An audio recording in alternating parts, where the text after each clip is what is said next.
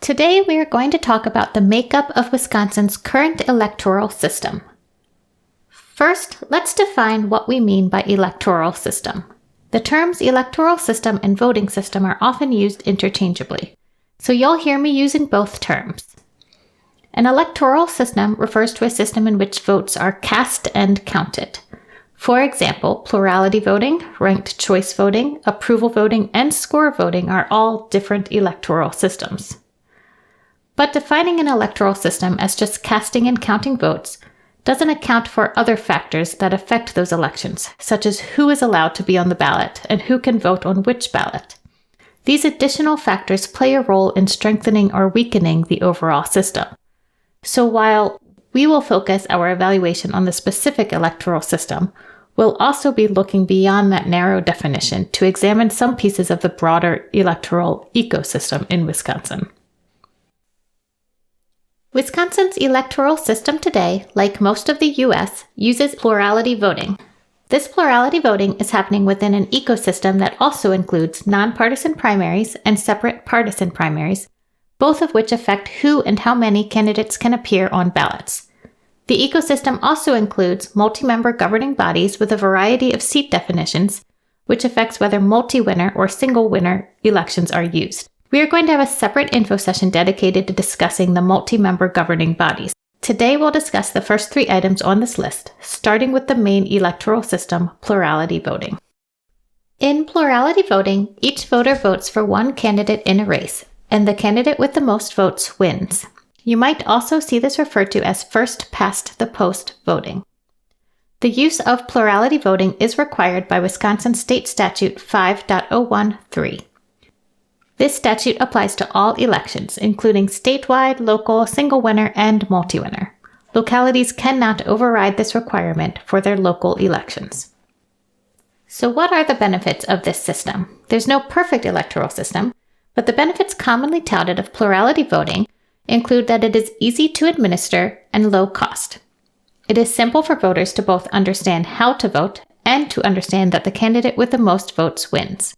Plurality-based elections allow for quick vote counting and allow for local or centralized tallying of votes. Voters in the U.S. are very familiar with the plurality voting system.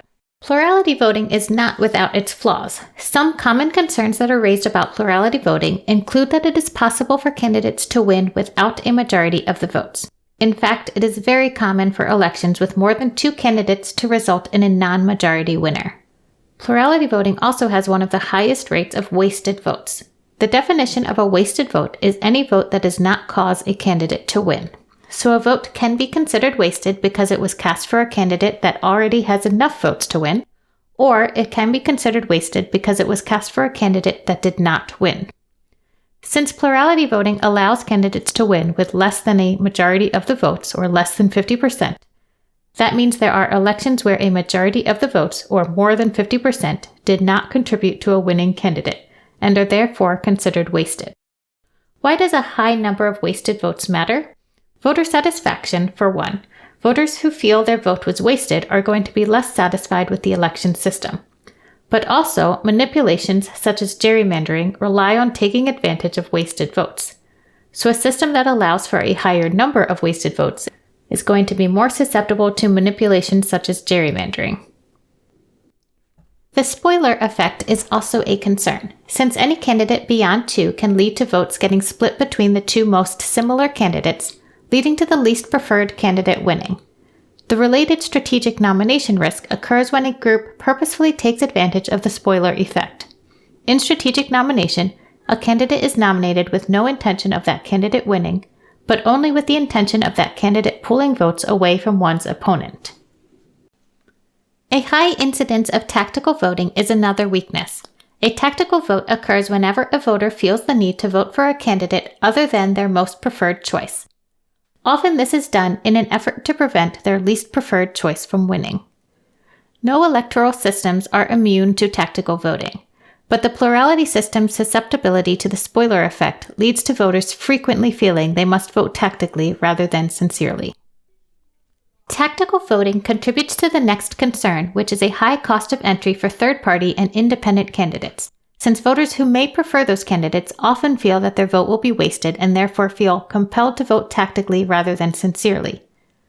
Due to this tactical voting, election results will show much less support for third-party and independent candidates than actually exists. These deflated numbers reinforce the belief that there is not enough support for third-party and independent candidates, which further decreases the likelihood of future third-party and independent candidates from running, and simultaneously decreases the likelihood that voters will vote for third-party and independent candidates in the future. Plurality voting limits voter expression by only allowing a voter to choose one candidate. It is not possible for a voter to indicate that they prefer two candidates equally, rank candidates in order, or indicate who their least preferred candidate is. Plurality voting is a winner-take-all system and does not allow for proportional representation when used in multi-winner elections. This will be discussed further in our separate session dedicated to discussing multi-member governing bodies. Now that we've delved into some of the strengths and weaknesses of plurality voting, let's take a look at the other factors making up Wisconsin's electoral ecosystem.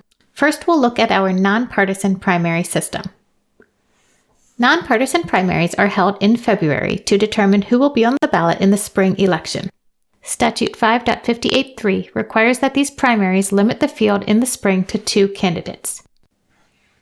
The statute refers to county supervisor seats, school board seats, judicial seats, state superintendent races, and a few others, which encompass the majority, if not all, nonpartisan single-winner races. How do these nonpartisan primaries factor into the evaluation of our electoral system as a whole? Well, the 2-candidate limit definitely decreases voter choice in the spring election, since voters are only being presented with 2 choices. It also increases the likelihood that a primary will need to be held. Whenever more than 2 candidates declare, a primary will need to be held, as opposed to a system that allows 4 or 5 candidates in the general election. The increased frequency of primaries adds to the election administration costs. The 2-candidate limit does allow all of these spring election races to avoid the spoiler effect, since the spoiler effect can only occur if there are 3 or more candidates. It is essentially turning the spring election into a runoff election between the top 2 vote-getters. This is similar to the runoff elections seen in some southern states, most recently in Georgia. But in this case, it is the primary election that gets to determine who is in the runoff, which is the general election. Which leads us to the last point on this slide, that this system gives a lot of influence to the lower turnout primary elections. From our nonpartisan primaries, we'll move on to look at our partisan primaries. These are held in August. Wisconsin uses open primaries, which allow any voter to vote in a party's primary without requiring party registration. Voters can still only vote in one party's primary. For each party, only one candidate moves forward to the general election.